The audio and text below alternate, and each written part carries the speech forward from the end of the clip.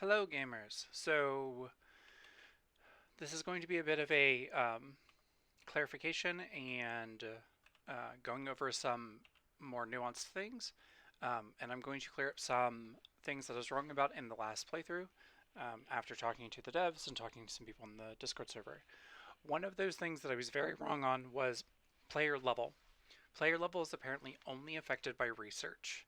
So keep that in mind.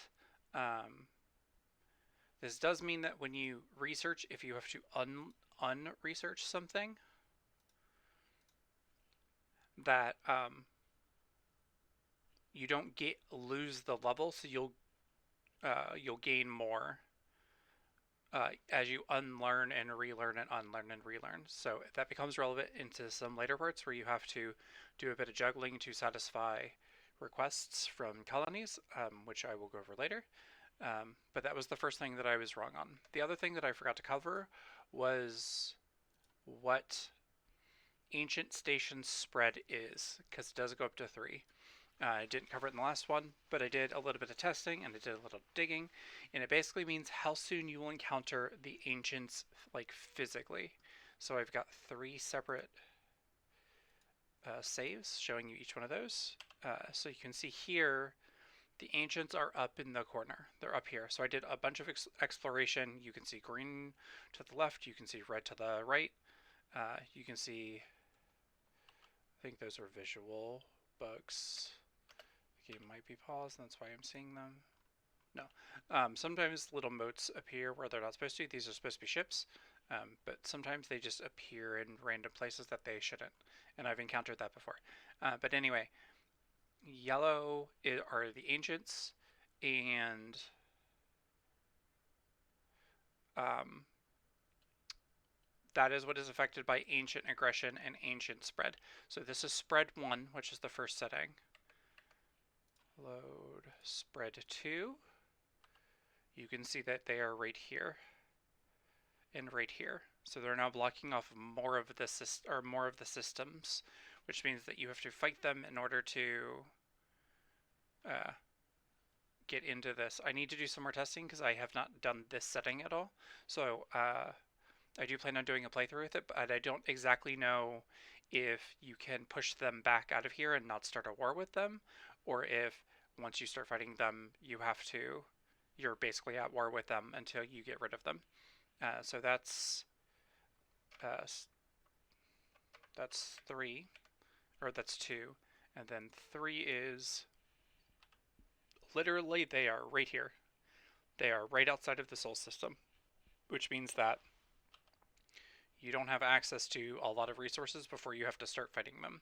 I need to once again, I need to do some testing. What my next major playthrough after this one will be playing with Ancient 3 and higher aggression from enemies, but I just haven't done enough testing. But that is what that setting does. It does mean that you have to deal with Ancients much sooner than you would have to otherwise. The next thing that I wanted to talk about was, let me grab the correct tutorial.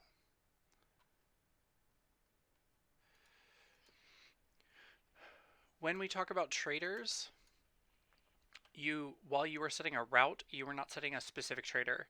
So you will have a fleet of trader ships of these cargo ships, but you do not need to focus on it once you set the route. So once you set these routes, if a trader is free and is capable of doing it with the batch number, with the minimum batch number, they will just go do it. And then that'll be striked off the list, and then they'll basically go through like a jobs board and do the next highest priority thing that they can do. This does have one caveat, which is if something has a very small batch size, it is more likely to get done than a very large batch size, just because the lower order will get filled first because the items will build up. Items will build up to 40 first, and so they'll go. So if you're trading, okay, I'm going to give you an example. If you're trading carbon to one system and carbon to a different system, if the first system is set to a batch of 50 and the second system is set to a batch of 200, it will satisfy the lower batch before it tries to satisfy the higher batch because it will reach the trigger event first. So also keep that in mind when you're planning your routes, is that lower batch sizes will be unintentionally prioritized even if the priority is higher because of that. So I'm going to go back to that. So one of the other things that I wanted to talk about is you can trade, this one's iron, from planets. You can trade directly from a place to a planet instead of trading it to the station. And I didn't explain why that was, why you would want to trade directly to a storage and then push to a hub instead of trading directly to the planet, because you can do that, like right here. So the blue is the planet and the green is the station. You can do that. You can drag from here and go there. The problem with that is that will tie up the trader until the trader's inventory is empty. So if you say a batch of 50 and this only needs 1.25 a second, every 4 seconds it'll basically beam down 1, and it'll just wait in orbit until it can go down. And this means that you're essentially tying up permanently a trade ship to do this one route, when it is simpler to have it drop it off in the container and then have the container push it out. It just means that you're not using up a trade ship basically as a cargo hold in orbit to satisfy that order. I also find that because this is a constant demand, as your trader is moving back and forth, this number will fluctuate pretty wildly, especially when you start to get to the higher demand, like 2 a second or 4 a second. And so your population is going to wildly fluctuate, and this will affect how soon you get your order. And I find it is just a lot smoother to dump it into a container and then push it down with the trade hub, as opposed to trying to get a trader to do that route by itself.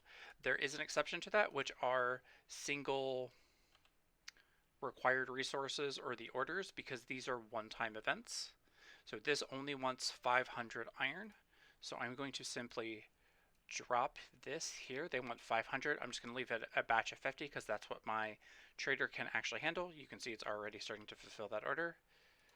And so it is beaming it over. The ship will jump into orbit. It will jump down to the planet. You can see it over here on the bottom. It's delivering it, and then it'll come back up, and then it'll do that route until the order is fulfilled, and that will increase the colony level. And because this is a one-time event, when this order is satisfied, that route will be deleted. This route will no longer exist. So it'll complete this task, and then it'll get rid of this route so that this doesn't continue to happen because it has nowhere to put it. So these resource requests and the orders are one-time events, so that is a good thing to do with the trade ship. So let's talk about one other thing which I did not talk about, which are what is the benefit of a relay over a trade ship? Well, the negative of the relay is A, it counts towards aggression for green faction. It does count as a machine, where nothing on a trader counts as a machine. Even if you put storage in here, nothing counts. And B, this has a pretty low transfer rate. I think that this is only 2 items a second. So if this gets up to 4 items or 3 items a second, you're going to need another one of these. Once again, it might be 2, it might be 4. I'm not exactly sure. But in situations where it's a constant demand, the relays are good, as long as you're not traveling over a great enough distance. As long as you're traveling within what the relay can handle, Because when you start getting a lot of these, it can be confusing, like what's going where and why things are going to what places, and getting those things routed out back out to planets. In that case, trade routes are significantly easier. But for this, because the thing is not that far away, it doesn't require a lot of resources. The teleportation relays are good. What are the problems with traders? Um, they're very burst. So like it's going to suck up a lot of materials. It's going to go over there, which means that it's drained a lot of materials out of here. It does have a travel time, and then it'll have to push it back out, and then it'll have to go. Like this transfer rate is significantly faster, but it is a lot more irregular at how it is doing that. Um, so generally, I find that relays work really well for low consumption systems, and it works actually really well for liquids. So later you will make something called coolant. Coolant, most liquids, because the volume you just need is much lower than it tends to be for other materials. I find that the relays do really good with liquids and pumping around like coolant and pumping around nanites and things like that. Um, or if you need this resource in the next system, that's also good. Um,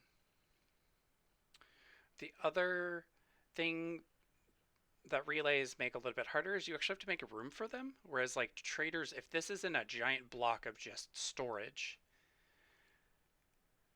I have to somehow get a relay in there. And if this is you're starting to chain together this central area of just carbon, if there's like 20 more of these, it can be a lot harder to like fit a relay somewhere.